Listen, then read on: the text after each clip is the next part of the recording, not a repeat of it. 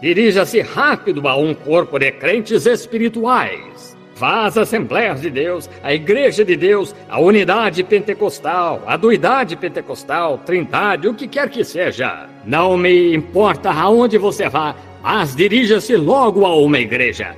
Coloque seu companheirismo aí. Se eles ensinam pequenas coisas, talvez, que você não diz... Bem, o irmão Branham não ensinou isto desse jeito. Bem, não faz qualquer diferença de qualquer modo. Se você tem o Espírito Santo, siga em frente.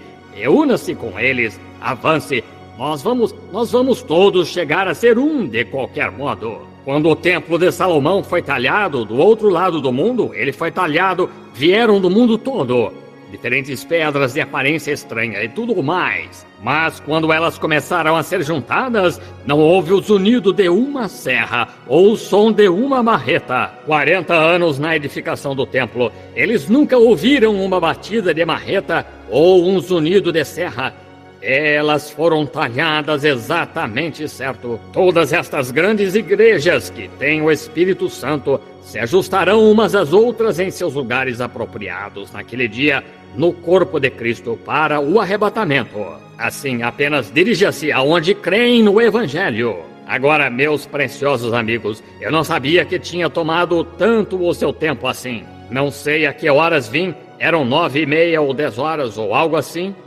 10 horas? Não posso... É isso realmente todo esse tempo? Mal pude acreditar. Temos tempo para apenas uma oração pelos enfermos. Prometemos isso a eles. Agora só um minuto. Se vocês nos derem apenas 15 minutos, creio que faltam 15 minutos. Assim, tomaremos apenas esses 15 minutos pelo meu relógio. Ouçam. Não há nada. Seu primeiro dever quando você adoece, lógico, vá ao seu médico. Ele faz tudo o que pode. Se ele nada mais pode fazer, você tem o direito de ir ao grande especialista, então. Agora, não somos contra os médicos. Tenho muitos preciosos amigos médicos, os quais são meus companheiros. Bons homens, os quais creem em Deus. E eu oro por eles, e eles até mesmo oram por mim. Correto. Eles recebem um paciente com quem nada podem fazer? Muitos médicos bons. Lógico, eu não divulgo seus nomes. Talvez eles não sejam cheios do Espírito Santo e coisas assim, mas eles são bons homens. Eles dizem, irmão Branham, não há nada que eu possa fazer com este caso. Por favor, tome-o. Eu digo, envie-o, deixe-me.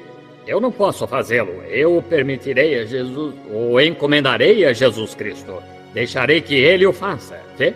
Assim, isso é ótimo. Mas, olhem, se alguma vez ocorrer qualquer cura, Cristo será aquele que o fará. O médico pode remover uma obstrução, tirar um dente ou amputar algo, extrair o apêndice, remover um câncer, remover uma verruga, ou operar, ou para alguma outra coisa. Colocar veneno em você para matar germes. Mas não há nada que possa curar a lei de Deus, porque tem que ser uma criação, fazer crescer de novo. E nenhum remédio criará, está vendo? Há só um Criador que é Deus. Então, Salmo 103, veja, todas as Escrituras são verdadeiras. Eu sou o Senhor que saro todas as tuas enfermidades. Não diz que o médico não tem uma parte nisso. Sim, ele tem. Se eu quebrar meu braço, meu dever é ir a um médico que saiba como endireitar aquele braço, mas ele não pode curar aquele braço. Ele pode apenas endireitá-lo, colocar os ossos de volta em seu lugar. E então Deus fornece o cálcio e assim por diante, e cria o material, de modo que dentro de meu braço, isso faz que se unam de novo. Deus é o curador, está vendo? Agora, como temos pregado esta semana, o costume judaico para as pessoas na época judaica era ir impor as mãos sobre os enfermos.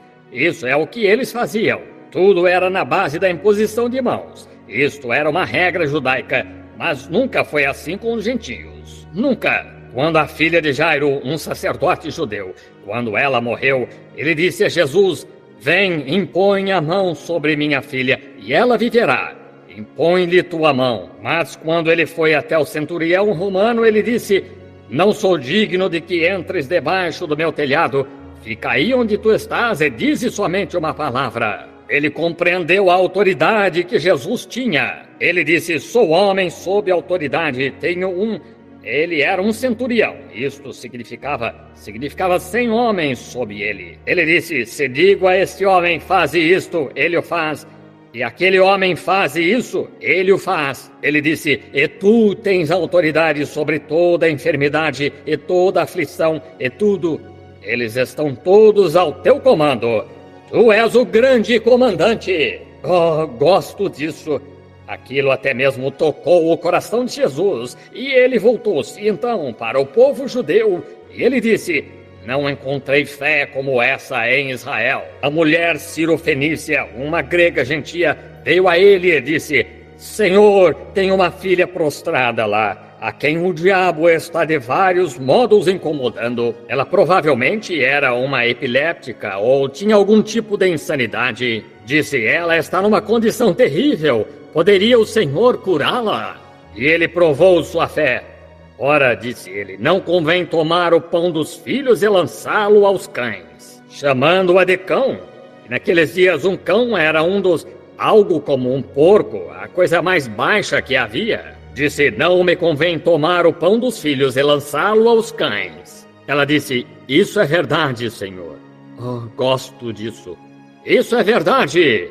Disse: mas, o senhor sabe, os cães sob a mesa comem as migalhas dos filhos. Isso tocou nele. Ela disse: como você o outro dia, Hattie, a coisa certa. Ele voltou-se e ele disse: por essa palavra o demônio saiu de sua filha. Não teve que ir até ela e impor-lhe as mãos. No dia de Pentecostes, quando o Espírito Santo caiu, Filipe desceu até Samaria. Eles eram meio judeus, assim, quando ele desceu. Ele teve que impor-lhes as mãos para receberem o Espírito Santo. O Espírito Santo não tinha vindo sobre nenhum deles ainda. Assim, eles enviaram mensageiros para buscar Pedro. Eles tinham sido batizados no nome de Jesus. Assim, foram buscar Pedro e João em Jerusalém, no quartel-general. E eles desceram e impuseram-lhes as mãos, e eles receberam o Espírito Santo.